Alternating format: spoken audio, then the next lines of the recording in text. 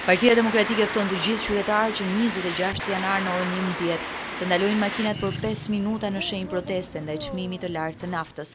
Deputeti demokrat Florio Mima ka lajmëruar aksionin e parë qytetar kundër qeverisë, pasi Shqipëria, sipas PD-s, mban shifrën rekord prej rreth 100 lek taksa për litër karburanti.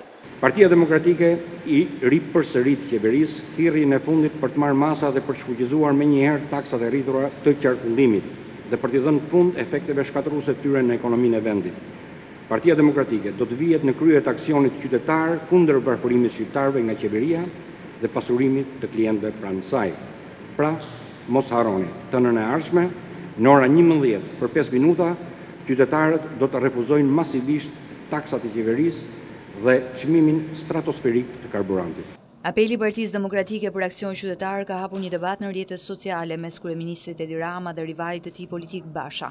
Për kryeministrin Rama, PD nuk ka moral të flas, pasi deri dje thoshin do rritet çmimi i naftës në stratosferë, e sot po thon pse nuk është më i ulti në botë. Por Lulzi Basha i është kundërpërgjigjur në rrjetin social Facebook duke akuzuar liderin e mazhorancës se krekoset kur shqiptarët paguajnë naftën më shtrenjtë se çdo europian, pikërisht prej taksave dhe klientelizmit të tij.